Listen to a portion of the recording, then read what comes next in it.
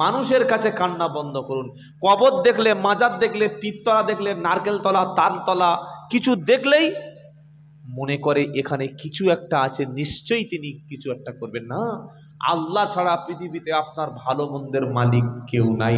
ভালো মন্দ খায়রিহি ওয়া শাররিহি মিনাল্লাহি তাআলা। এটা মুমিনের অন্তরে যখন এই বিশ্বাস জন্মাবে যে ভালো মন্দ আল্লাহ ছাড়া কেউ করতে পারে না, মুমিন ব্যক্তির বাড়ির ছাগলটা, খাসিটা, মুরগিটা, মোরগটা আর কখনো মাজারে যাবে না, তখন মাদ্রাসায় যাবে। জোরসে বলো, কোথায় যাবে? মাদ্রাসায়। মুমিন যখন বিশ্বাস করবে আল্লাহ আমার ভাগ্য ভালো করবে, মুমিন বান্দা খাসি নিয়ে, মোরগ নিয়ে, হাদিয়া নিয়ে আর কখনো পীরের বাড়ি যাবে না, নবীর বাড়ি যাবে। নবীর বাড়ি কোনটা? মাদ্রাসা। সুবহানাল্লাহ বলতে ইচ্ছা করে না? একটা হলো আল্লাহর ঘর, একটা হলো রসুলের ঘর। যদিও কথাটা হাদিসের না, কিন্তু আল্লাহর ঘর কথাটা হাদিসের। আমরা অনেকে বলি মাদ্রাসা নবীর ঘর, এটা হাদিস না। নবীর ঘর না হলেও কি হবে? মাদ্রাসা হলো আল্লাহর কোরআনের ঘর। জোরে বলুন সুবহানাল্লাহ। এটা হলো নবীর হাদিসের ঘর, যেখানে কোরআন এবং হাদিসের দার্স দেওয়া হয়। ওটা হচ্ছে আল্লাহ এবং রসুলের ঘর। মুমিন যখন বিশ্বাস করবে আল্লাহ আমার সন্তান দেবে, তখন বিবি নিয়ে কখনো গাজী বাবার কাছে যাবে না, বিবিকে নিয়ে কখনো খাজা বাবার কাছে যাবে না। স্বামী সামনের কাতারে দাঁড়িয়ে, স্ত্রী পিছনের লাইনে দাঁড়িয়ে রাত্রেবেলা আল্লাহকে উঠে বলবে, আল্লাহ তুমি তো ছেলে দিতে পারো, তুমি তো মেয়ে দিতে পারো।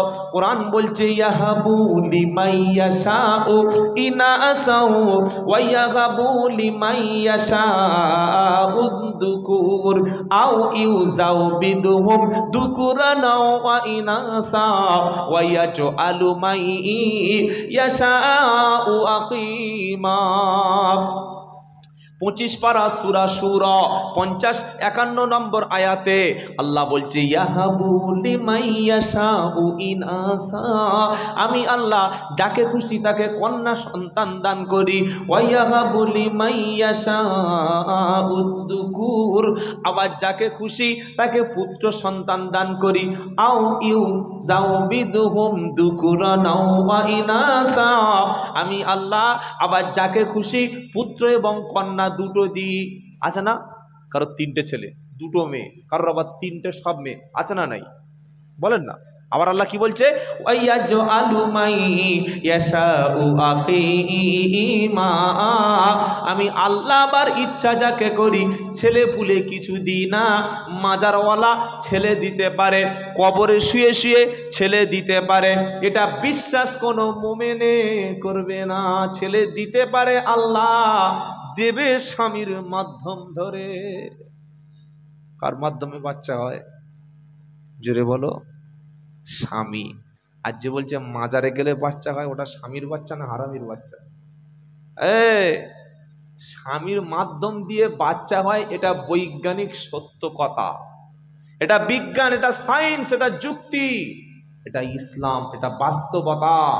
যে স্বামীর শুক্রকীট, স্ত্রীর ডিম্বাণু দুটোকে নিষিক্তকরণ করে বিশেষ প্রক্রিয়ার মাধ্যমে একটা সিস্টেম মেনটেন করে আল্লাহ বাচ্চা দেয়। এটাই কোরআন, এটাই থিওরি, এটাই ইসলাম। আর যারা বলছে বাচ্চা স্বামীর কাছে নয় মাজারে গেলে হয়, তাহলে মাজার থেকে বাচ্চা নেয়, ওটা কি হারামির বাচ্চা? পাগলা খ্যাপা কথাগারে।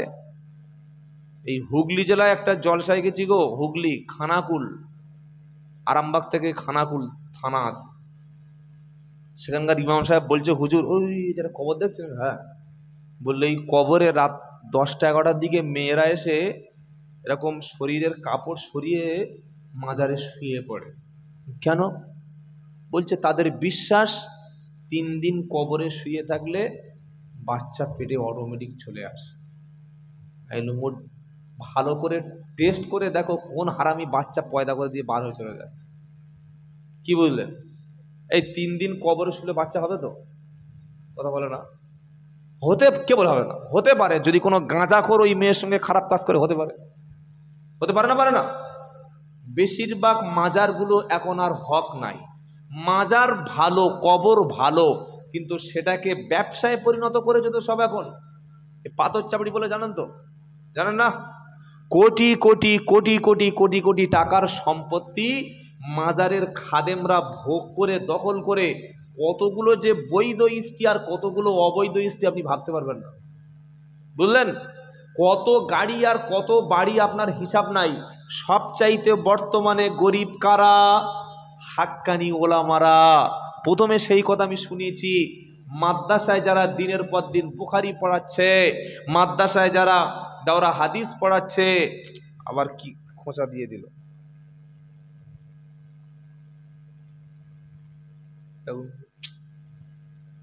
আবার পিছনে কিছু লিখেছে। কি বললাম? মাদ্রাসার ওস্তাদরা সবচাইতে গরিব, মসজিদের ইমামরা সবচাইতে গরিব, আর মাজারকে কেন্দ্র করে যারা বিনা পুঁজির কারবার খুলে রেখেছে তারা সবচাইতে ধনী। আপনারা কি বলছেন বলুন? একটাও মাদ্রাসার খাদেম দেখান যে গরিব? দেখান আমাকে। পাথর চাপড়ি চলুন, আপনাদের কেশপুরে বড় বড় মাজার আছে, আমি নাম বলবো না, অনেক মাজারে গিয়েছি, আমি দেখেছি, নিজের চোখে দেখে এসেছি। গাঁজা খেয়ে খেয়ে গোঁপটা পুরো লাল করে ফেলেছে, জীবনে একক নামাজ পড়ে না, পেশাব করে পানি পর্যন্ত নেয় না। আর সাধারণ মানুষকে বলছে, জানো এই কবরে বিশাল বড় পীর সাহেব শুয়ে আছে, যিনি কবরে শুয়ে শুয়ে জিন্দা। সত্যি? বললে হ্যাঁ। কবরে যদি পীর সাহেব দুনিয়ার মতো জিন্দা থাকলো, তো জ্যান্ত লোকের গরমে কবরে ফেলে রেখেছিস কেন ভাই? কি বুঝলেন? এটা বলা যাবে না। আল্লাহর সমস্ত হাক্কানি ওলিরা, আল্লাহর হাক্কানি পীরেরা, যারা হাক্কানি আলেম পীর এবং ওলিদেরকে আমরা সম্মান করি, করি না? করি না? পীর তো সে মুরিদকে যে নামাজি বানায়, মুরিদকে সুদের বিরুদ্ধে বক্তব্য দিয়ে হেদায়েত করে। পীরের দরবারে গেলে কোরআনের মেহনত থাকে। পীরের দরবারে কখনো, হাক্কানি পীরের দরবারে বেপর্দা নারী যেতে পারে না। হাক্কানি পীরের দরবারে খাসি কখনো থাকে না, গরু বাঁধা থাকে না, গাঁজার কলকে পড়ে থাকে না, মুরিদ দাড়ি চাঁচা সেখানে থাকে না। আর পীর সাহেব এমন করে বসে আছে, আলাদা রুম খুলে সেই রুমে মুরিদ তার বউকে দিয়ে বলছে, যাও হুজুরকে খেদমত করো। আর মোটা মোটা মোটা মোটা নারীরা, সুন্দরী সুন্দর নারীরা পীর লুঙ্গি এই পর্যন্ত তুলে রেখে দিয়েছে, মহিলারা এসে পা টিপছে, বলছে আমরা জান্নাতের চৌকাটে হাত দিচ্ছি, এবার জান্নাতে মাল ঢুকে যাবে। পা টিপছে আর কোথায় হাত দিচ্ছে বলছে? জান্নাতের চৌকাটে হাত দেন, চৌকাটে হাতে যেন হাত যেন ভিতরে চলে যায় না। কি বুঝলেন? আল্লাহ আমাদের মাফ করুক। যে জীবনে এই হারামিগুলির জীবনে বাপ মার পায়ে হাত দেয় না, জীবনে কখনো নিজের বাপ মার পায়ে হাত দিয়ে খেদমত করে না, পীরের পায়ে হাত দিয়ে কত চুষবি আর, হ্যাঁ কত চুষবি? আল্লাহ মাফ করুক। সকলে জুড়ে বলুন আমিন। হাক্কানি পীরদের সোহবতে বসবেন, হাক্কানি পীরদেরকে মুরিদ হবেন, হাক্কানি পীরদের কাছে বসে দিন শিখবেন, ইসলাম শিখবেন। তবে পীরকে আগে পরীক্ষা করে নেবেন, ইনি যদি মাল কামানো পীর হয়, এই যে মুসাফা করছেন, ইয়াগফিরুল্লাহু লানা ওয়া লাকুম, গোনা মাফ হবে না? হবে না? এমনও পীর আছে, আমি আপনাকে দেখাবো, যে পীরের কাছে মুসাফা করতে গেলে টাকার বান্ডিল না থাকলে মুসাফা করার সুযোগ পাবেন না। এটা তো মাল কামানো পীর রে ভাই। কি বুঝলেন? হাক্কানি পীররা ছিল বলে, ওলামারা ছিল বলে ভারতবর্ষ ইসলামের এত মেহনত হয়েছে, বলুন সুবহানাল্লাহ। খাজা মহিউদ্দিন চিশতি রহমতুল্লাহ আলাইহ, মাওলানা আশরাফ আলী থানভী রহমতুল্লাহ আলাইহ, মুজাদ্দিদ আল ফেসানি রহমতুল্লাহ আলাইহ, নিজামুদ্দিন আউলিয়া রহমতুল্লাহ আলাইহ, এরকম বড় বড় হাক্কানি ওলিয়ার পীরেরা, তাদের মেহনতে আমরা ইসলাম আজও পর্যন্ত পেয়েছি। জোরে বলুন না সুবহানাল্লাহ। ইসলাম তো মদিনা থেকে এখানে ছুটে আসেনি, এই ওলামায়ে কেরামরা, হাক্কানি ওলামারা, দিনের সাথীরা, বড় বড় পীরেরা মেহনত করেছিল। কিন্তু সেই পীর মারা যাওয়ার পরে যেটা হয়নি তার নামে জুড়ে দিয়ে সমাজে মাল কামানোর জন্য মানুষকে অন্ধ করে রাখছে।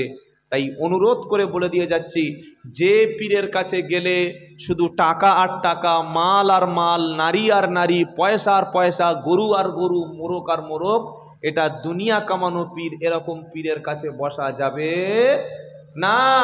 ওই পীরের কাছে গিয়ে বসুন, যে পীরের কাছে বসলে আপনাকে গোসল শিখিয়ে দেয়, ওযু শিখিয়ে দেয়, ফরজ নামাজ শিখিয়ে দেয়, কোরআনটা সহি করে পড়িয়ে দেয়, আপনাকে দিনের রাস্তায় মেহনত করতে বলে, বাপ মাকে খেদমত করতে বলে, বাপ মার পাটা টিপতে বলে, ছাগল গরু বাড়িতে গিয়ে বাপ মাকে জবাই করে খাওয়াতে বলে, গাছের ফলটা বলে আগে বাপ মাকে খাও। এই হচ্ছে খাঁটি পীর, এই হচ্ছে খাঁটি ওলি। আর যারা খালি খাবো, জামার চতুর্দিকে 6টা পকেট, এদিকে পকেট, এদিকে পকেট, এদিকে পকেট, খালি মাল আনো। কবি বলছে এ হাল তেরা জাল হ্যায়, মকসদ তেরা মাল হ্যায়, কি আজব তেরা চাল হ্যায়, লাখো কো আন্ধা কর দিয়া।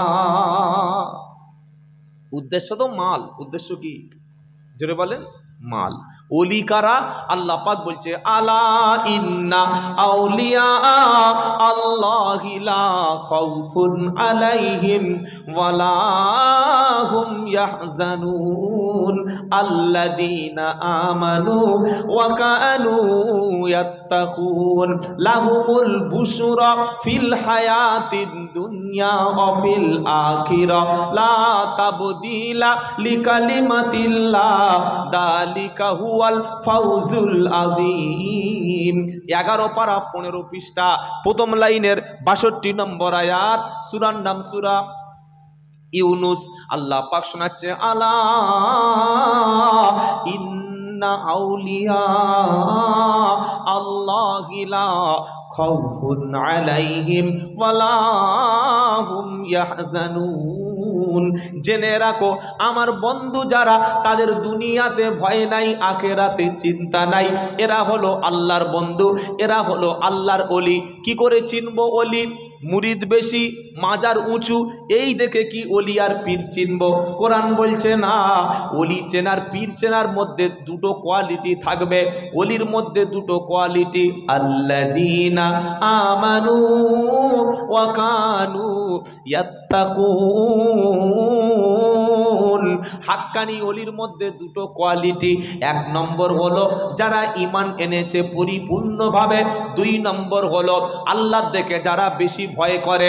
বেনামাজির বাড়ি যদি পীর সাহেব এসে খায়, বুঝতে হবে এটা কখনো খাঁটি পীর না। দাড়ি চাঁচা মুরিদের টাকা পকেটে যদি ভরে নিয়ে মালটা চলে যায়, বুঝতে হবে এটা কখনো হাক্কানি পীর না।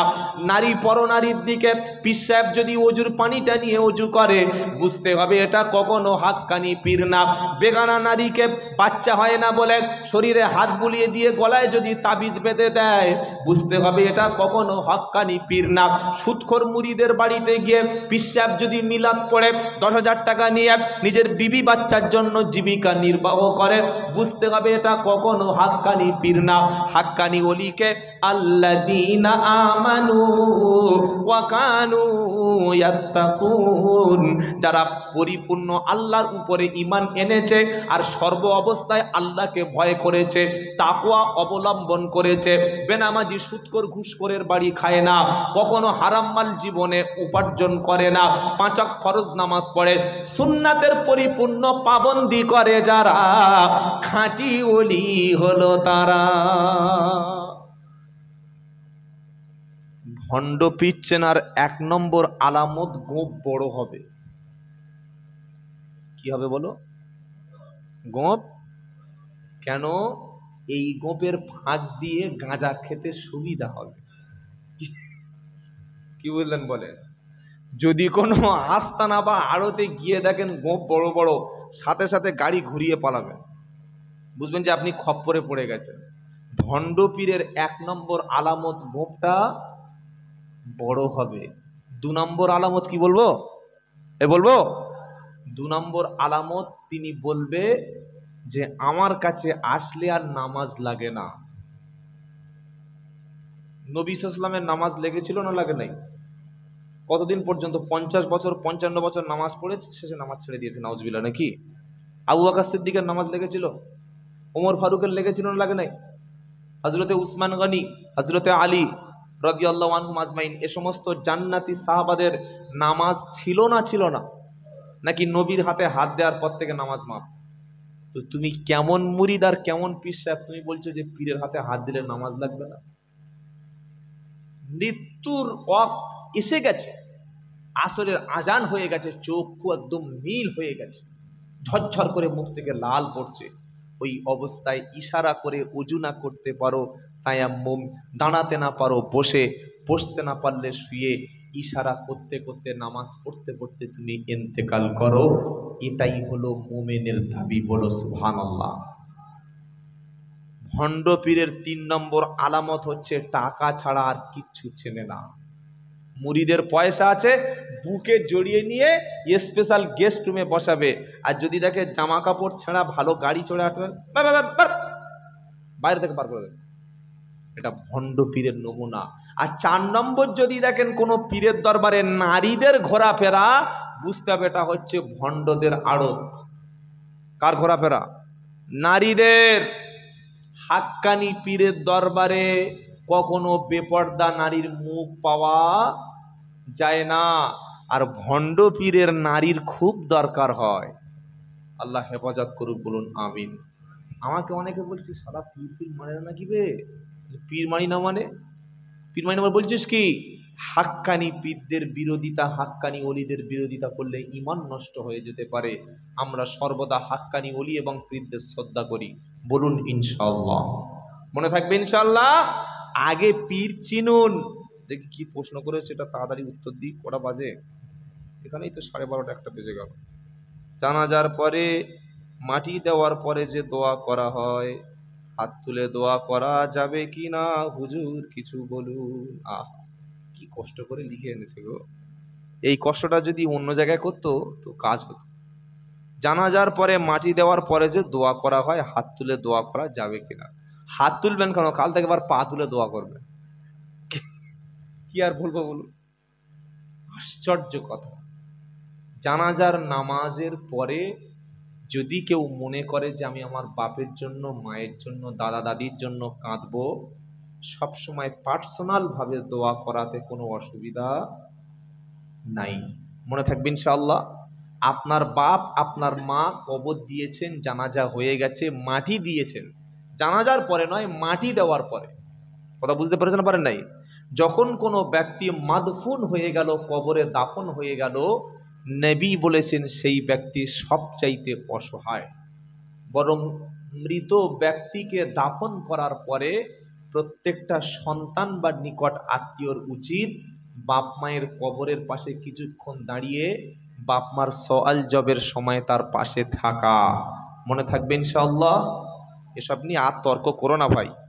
দেখতে পাচ্ছ না ইসরায়েল কিভাবে ফিলিস্তিনকে শেষ করে ফেলছে? এখনো পর্যন্ত সেই হাততলা নিয়ে পড়ে আছে।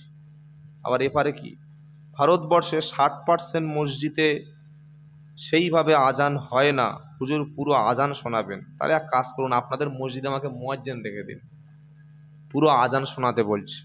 এর 1 নম্বর কারণ হলো, আমি প্রথমে শুনিয়েছিলাম কম পয়সায় ইমাম খুঁজি আর কম পয়সায় মুয়াজ্জিন খুঁজি।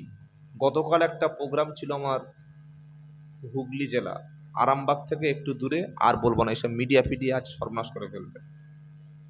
সে মসজিদের ইমাম সাহেবের পড়াটা এত অশুদ্ধ, মাখরাজে এত ভুল, তার নিজের নামাজটা হচ্ছে না, সে কিভাবে ইমামতি করতে পারে? অধিকাংশ মুয়াজ্জিনের অবস্থা তাই। 700 টাকা, 800 টাকা, 1000 টাকা মুয়াজ্জিনকে দিলে সে কি করে আজানটা শিখবে বলুন? যোগ্য মুয়াজ্জিন রাখতে গেলে একটু পয়সা খরচ করতে হয়। সেজন্য মসজিদে মুয়াজ্জিন সাহেব যিনি আছেন, যদি তিনি ভুল পড়েন, যারা মাদ্রাসায় পড়াশোনা করছো ছেলেরা অথবা ওস্তাদ যারা বসে আছেন, এই মুয়াজ্জিন সাহেবদেরকে একটু ট্রেনিং দিয়ে ভুলটা সংশোধন করে নেবেন। কেন? আজান হচ্ছে পবিত্র একটা ডাক, আল্লাহর পক্ষ থেকে বান্দাকে ডাকাডাকি করা হচ্ছে। আমাদের এমন এমন আজান যা অমুসলিমদের কানে একটা এমন ভাবে খটকা আওয়াজ, আল্লাহু আকবার, আল্লাহু আকবার। কি হলো এটা? আজান। এই আজান তোর এত টান কে দিতে বলে? যেখান থেকে টেনে টেনে সেই একদম নবাসান পর্যন্ত, ওখান থেকে কেশপুর পর্যন্ত নিয়ে চলে গেছে। ছোট করে যদি বলিস আল্লাহু আকবার, আল্লাহু আকবার, আল্লাহু আকবার, আল্লাহু আকবার, খুব খারাপ লাগলো নাকি? যেমন গলা তেমন ছোট করে শুরু কর। আ বলে শুরু করেছে, ছাড়েই না। অথচ আ বলে টানার কোনো হুকুম ইসলামে নাই। আল্লাহু আকবার, আল্লাহু আকবার, আল্লাহ সবচাইতে বড়, আল্লাহ সবচাইতে মহান। এটাই ছিল আজানের দাবি। ছোট ছোট করে বলেন, ট্রেনিং দেবেন মুয়াজ্জিনকে। একটা হচ্ছে ঢাকার আজান, আর একটা হচ্ছে কম টাকার আজান। দুটো কি এক? কি বলছেন? টাকার আজান হবে আল্লাহু আকবার, আল্লাহু আকবার, ঢাকার আজান। আর আমাদের যেগুলো হয় এগুলো কি? কম টাকার আজান। এই বলেছি একটু আগে, ভুল মুয়াজ্জিনকে ধরার আগে আপনি কমিটিকে ধরুন যে কত দিচ্ছেন। যোগ্য মুয়াজ্জিন রাখতে গেলে টাকা একটু হাতে দেবেন, মনে থাকবে ইনশাআল্লাহ। আপনার সন্তানদের মধ্যে দ্বীন এবং শিক্ষার বুনিয়াদটা পুঁতে দিন। শিক্ষা জাতির মধ্যে না থাকলে কোনো দিন সংখ্যা দিয়ে মারপিট করে বাঁচতে পারবেন না। মাত্র ৮০ লক্ষ ইহুদি গোটা পৃথিবীর নাকে দড়ি দিয়ে ঘোরাচ্ছে, আর ২০০ কোটি মুসলমান, ৫০টার উপরে মুসলিম রাষ্ট্র, একটা ইহুদিদের আমরা কথাই পর্যন্ত বলতে পারছি না। তা না হলে ইরান যখন পাল্টা ইসরায়েলের উপরে মিসাইল ছোড়ে, জর্ডানের মতো দেশ এই মিসাইলগুলো ইসরায়েলে যাতে না পড়ে, একটা মুসলিম রাষ্ট্র ইহুদি রাষ্ট্রের উপরে ইরান মিসাইল ছুটছে, মুসলিম রাষ্ট্র ইহুদিদের সেভ করার চেষ্টা করছে। এর চাইতে লজ্জা কি হতে পারে? সেজন্য করে ভাইয়েরা, আমরা ঐক্য যেন নষ্ট না করে ফেলি, পরস্পর ভ্রাতৃত্ব, মহব্বত, ভালোবাসা যেন আমাদের মধ্যে থাকে। আল্লাহ তৌফিক দিক, বলুন আমিন। কটা বাজে? 12:45 হয়ে গেল, শেষ করে দিন।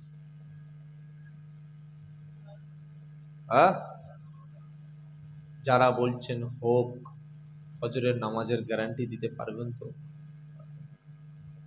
বয়ান হবে কম, আমল হবে বেশি, তবে কাজ হবে, মনে থাকবে ইনশাআল্লাহ। শেষে ৩ সংখ্যার আরেকটা বক্তব্য শুনিয়ে বিদায় নেব। ৩ ব্যক্তির আমল মৃত্যুর পরেও জারি থাকে, বলুন সুবহানাল্লাহ। এতক্ষণ যে বক্তব্যগুলো করেছি কটা সংখ্যার উপরে? ৩। মরণের পরেও ৩। ৩ ব্যক্তির আমল মৃত্যুর পরেও জারি থাকবে। ইদা মাতাল ইনসান ইনকাতা আনহু আমালুহু ইল্লা মিন সালাসা সাদাকাতিন জারিয়া আও ইলমিন ইয়ানতাফাউ বিহি আও ওয়ালাদিন সালিহিন ইয়াদউ লাহু। এই বক্তব্যটা শুনে আমরা বাড়ি যাব। আর কোনো বক্তা আছে নাকি? বক্তা আছে তো? আচ্ছা। ৩ ব্যক্তির দোয়া কবুল হবে শুনিয়েছি। ৩ ব্যক্তি জাহান্নামে যাবে আগে প্রথমে শুনিয়েছি। মরণের পরে এমন ৩টি আমল আছে যে আমল করে গেলে দুনিয়াতে কবরেও নেকি কখনো বন্ধ হবে না। ১ নম্বর সাদাকাতুন জারিয়া। কেউ যদি মসজিদ নির্মাণ করে দেয়, মাদ্রাসা নির্মাণ করে দেয়, ও ব্যক্তি মারা যাবে, মসজিদ কিয়ামত পর্যন্ত থাকবে। আপনার ঘর কিন্তু ৩০০-৪০০ বছর থাকবে না, ৫০০ বছর থাকবে না। মসজিদ কিন্তু কিয়ামত পর্যন্ত টিকে থাকবে, মসজিদ কখনো ধ্বংস হবে না। জোরে বলো সুবহানাল্লাহ। এই মসজিদের নির্মাণ যদি কেউ করে, মসজিদের কাজের জন্য যদি কেউ সহযোগিতা করে, কিয়ামতের দিন নয় বরং কবরে শুয়ে শুয়ে মসজিদ নির্মাণ করনেওয়ালা ব্যক্তি, নামাজিদের সওয়াব, দাওয়াতের সাথীদের মেহনতের সওয়াব, কোরআন পড়নেওয়ালাদের সওয়াব কবরে শুয়ে শুয়ে পেয়ে যাবে। জোরে বলুন সুবহানাল্লাহ। মাদ্রাসা নির্মাণ করলো, মাদ্রাসায় সহযোগিতা করলো, 10 পিস কোরআন কিনে দিল, একটা এতিম ছেলের দায়িত্ব নিল, ৫,০০০ টাকা দিল। কেউ ভাবে এবার মনে হচ্ছে চাঁদা তুলবে, তাই তো নাকি? মনে হচ্ছে না? এই যে কেউ যদি মাদ্রাসার নির্মাণে দিনের খাতিরে সহযোগিতা করে, যতদিন মাদ্রাসা থাকবে হাফেজ তৈরি হবে, আলেম তৈরি হবে। মাদ্রাসার জন্য সহযোগিতা করেছে যারা, কবরে শুয়ে শুয়ে নেকিটা কিয়ামত পর্যন্ত পেয়ে যাবে। ২ নম্বর হলো ইলমিন ইয়ানতাফাউ বিহি।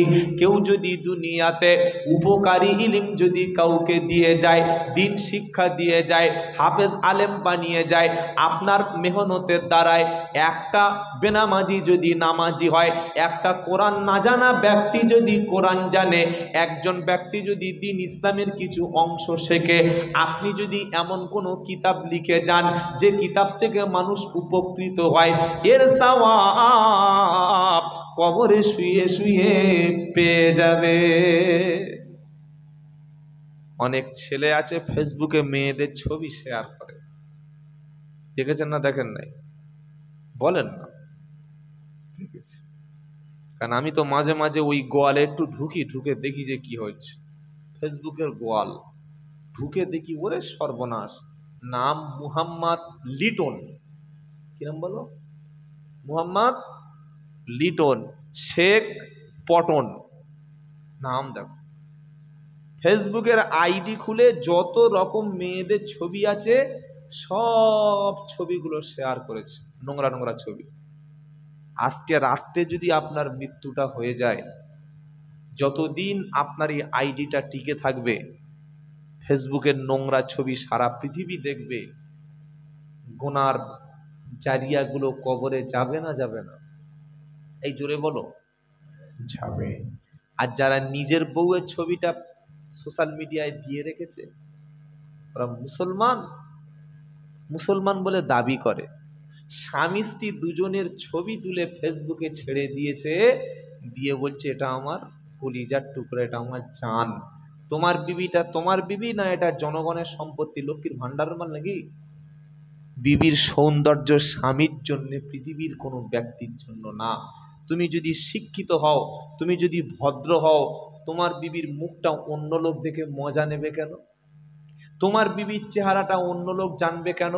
তাই যুবক যারা এসেছো, কখনো নিজের স্ত্রীর ছবি, নিজের বোনের ছবি সোশ্যাল মিডিয়ায় দিয়ে অন্য কোনো মানুষকে পাপের ভাগী যেন করবেন না। মনে থাকবে ইনশাআল্লাহ। 3 নম্বর যে কাজটা করে গেলে কবরেও নেকি পাওয়া যায়, ওয়ালাদিন সলিহিন ইয়াদউ লাহু, যদি কেউ নেক সন্তান একটা রেখে যায়, ছেলে বা মেয়ে, খালি কোরআনটুকু পড়তে পারে, দিন ইসলামের চর্চা আছে, ডাক্তার, মাস্টার, ইঞ্জিনিয়ার, ব্যারিস্টার সব করুন, কোনোতে আর অসুবিধা নাই, কিন্তু ছেলের মধ্যে যেন দিন থাকে, ইসলাম থাকে। আপনি মরণের সময় ছেলে যেন আপনার কাছে উকিল ডেকে না আনে, মরণের সময় ছেলে যেন ডাক্তার ডেকে আনে। উকিল আর ডাক্তার কিছু বুঝতে পারছেন কি বলেছি? এ রাতে একটা সময় মাথায় ঢুকবে। ডাক্তার ডেকে আনছে মরণের সময় কেন? বাপ অসুস্থ তাই। আর মরণের সময় কিছু কুলাঙ্গার ছেলে উকিল ডেকে এনেছে কেন? জমিটা লিখে নেবে বলে ভাই। তাই এমন ছেলে যেন জন্ম দিয়ে যায়, মরণের সময় ছেলে ডাক্তার ডেকে আনে, উকিল যেন ডেকে না আনে। আর মরণের পরে ছেলে আমার জন্য দোয়া করবে, এটাই ছিল আমাদের কামনা, এটাই ছিল মাদ্রাসা প্রতিষ্ঠার মূল মাকসাদ। তাই যত মানুষ এসছেন, মরণের আগে কি করেছেন সেটা ছেড়ে দিয়ে 3টির মধ্যে একটা কাজ অন্তত করে যাবেন। মসজিদ মাদ্রাসা নির্মাণ, অথবা উপকারী ইলিম কাউকে শিখিয়ে দিয়ে যাবেন, অথবা কোরআনের একটা সন্তান কোরআন ওয়ালা বানিয়ে দিয়ে যাবেন। বলুন ইনশাআল্লাহ। মনে থাকবে ইনশাআল্লাহ। আল্লাহ তাআলা আমাদের সবাইকে কথাগুলো যেন আমল করার তৌফিক দান করেন, সকলে বলুন আমিন। সত্যি বলতে এতক্ষণ যে আল্লাহ বলিয়ে নিলেন, এটা আল্লাহর রহমত। কারণ আমার গলার যা কন্ডিশন, এমন কষ্ট হচ্ছে কথা বলতে, গলার কোনো আওয়াজ, আমার কথা বলতেই পারছি না। তারপরে আল্লাহর 2 ঘন্টা, প্রায় 2 ঘন্টা মতো আল্লাহর কালাম দয়া রহমত করে আল্লাহ বলিয়ে নিলেন।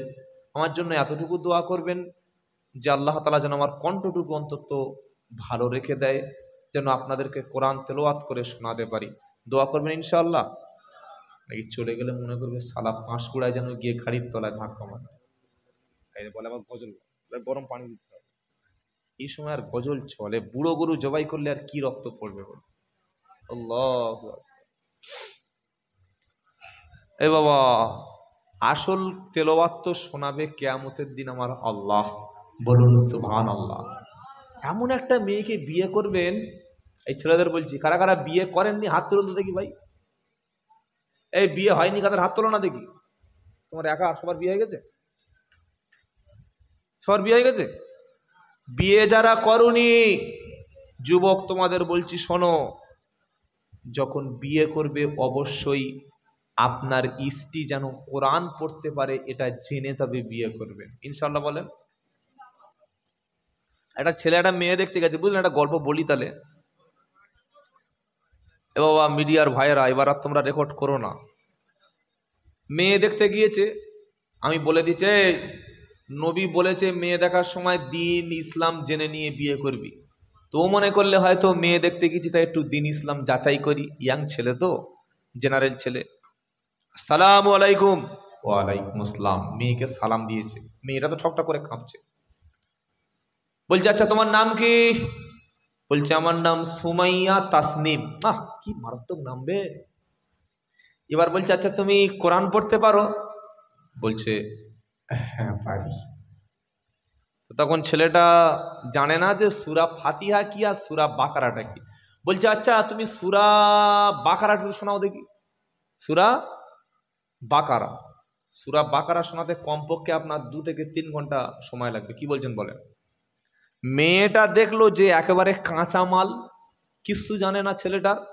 তখন বলছে আচ্ছা আমি সূরা বাকারা শোনাবো, ঠিক আছে তুমি বলো তো সূরা বাকারাটা কোন পারায় আছে? ও মাল ভাবছে তো আচ্ছা প্রশ্ন বলবে, কি বলেন? তখন পুরো ঘাবড়ে গেছে। তো আপনি কোরআন পড়নেওয়ালা মেয়ে খুঁজছেন, আপনার মধ্যে তো অন্তত নামাজটা থাকা দরকার। কি বলছেন বলেন? আমরা খুঁজি সব সময় দিনদার নারী, আর আমাদের থাকে না মুখে দাড়ি। কি বুঝলেন বলেন? দিনদার নারী খুঁজছে, মুখে দাড়ি নাই, এটা কিরকম লজ্জা বলুন তো ভাই। কি বুঝলেন? তো যে গজলটা শোনাবো সেটা হচ্ছে এই বিপ্লবী গজল। কি গজল বলুন? বিপ্লবী। আমাদের মুসলমানদের এখন সব গন্ধ। আমাদের প্রধানমন্ত্রী বলেছে গত 2 দিন আগে যে কংগ্রেস বা বিরোধী পার্টি যদি ক্ষমতায় আসে অমুসলিমদের সম্পত্তি সব নাকি কেড়ে নিয়ে মুসলমানদের দিয়ে দেবে। এটা শুনেছেন না শোনেননি? কেন? মুসলমানদের বাচ্চা কাচ্চা বেশি হয়। যে বলছে মুসলমানদের বাচ্চা হয় তার মায়ের 6টা সন্তান। নরেন্দ্র মোদীরা কয় ভাই বোন? 6 ভাই বোন। রবীন্দ্রনাথ ঠাকুর 14 ভাই বোন। খবর নিয়ে দেখুন। যোগীজি 7 ভাই বোন। লালকৃষ্ণ আদবানি তার বাপের 6-7টা সন্তান। যিনি বলছেন মুসলমানদের বাচ্চা বেশি, নিজেই 6 ভাই বোন। আপনি ভাবতে পারেন? তারপরে আমাদের নাম জঙ্গি, তালিবান, পাকিস্তানি, অনেক কিছু নাম আছে। কবি কি বলছে? বিপ্লবী বিদ্রোহী মৌলবাদী কেন জঙ্গিবাদী। আমি বিপ্লবী বিদ্রোহী মৌলবাদী কেন জঙ্গিবাদী। বিপ্লবী বিদ্রোহী মৌলবাদী কেন জঙ্গিবাদী। সত্যের পক্ষে থাকি বলে আমি বিদ্রোহী, কোরআনের পক্ষে থাকি বলে আমি মৌলবাদী। জিহাদের পক্ষে গান লিখি তাই আমি উগ্রবাদী কেন মৌলবাদী। বিপ্লবী বিদ্রোহী মৌলবাদী কেন জঙ্গিবাদী।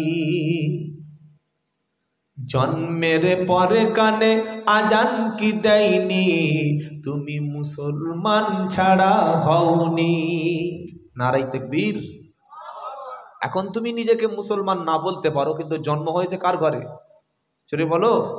জন্মের পরে কানে আজান কি দেয়নি, তুমি মুসলমান ছাড়া হওনি। আবার মরণের পরে জানাজা পড়াবে, আবার মরণের পরে জানাজা পড়াবে, তখন কোথায় পালিয়ে যাবি। বিপ্লবী বিদ্রোহী মৌলবাদী কেন জঙ্গিবাদী। আমি বিপ্লবী বিদ্রোহী মৌলবাদী কেন জঙ্গিবাদী। কি মনে করে ওই হনুমান, দাড়ি টুপি দেখলেই তালিবান। কি বলছেন? আজকের একটা খবরে পড়ে অবাক হয়েছি। উত্তরপ্রদেশ ইউনিভার্সিটির একটা ছাত্র খালি কবর পরীক্ষার খাতায় লিখে দিয়েছে জয় শ্রীরাম, 50% নাম্বার বেশি পেয়েছে। কি দেশ কোন দিকে যাচ্ছে বুঝতে পারছেন? আশ্চর্য। পড়াশোনার কোনো মূল্য নাই। আল্লাহু আকবার। কি অবাক, আজীব তামাশা। কবি কি বলছে? কি মনে করে ওই হনুমান, দাড়ি টুপি দেখলেই তালিবান। আবার সিংহের চাইতে বেশি ভয় পায়, বাঘের চাইতে বেশি ভয় পায়। মাথায় পাগড়ি দেখে যদি, বিপ্লবী বিদ্রোহী মৌলবাদী কেন জঙ্গিবাদী। আমি বিপ্লবী বিদ্রোহী মৌলবাদী কেন জঙ্গিবাদী।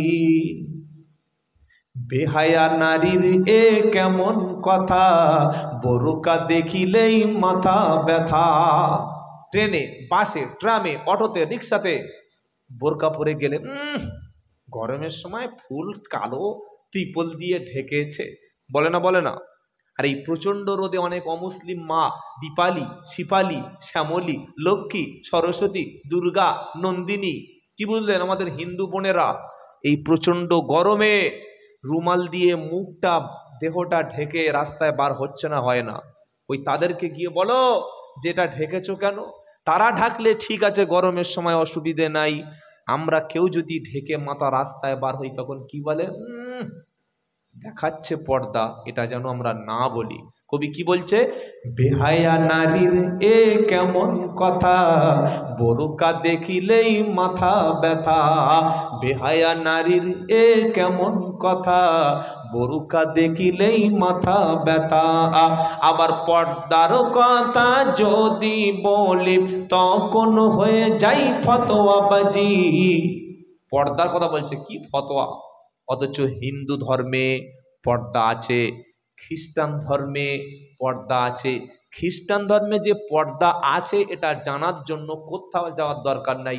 খ্রিস্টানের সিস্টাররা মাথা বুক ঢেকে রাখে না রাখে না?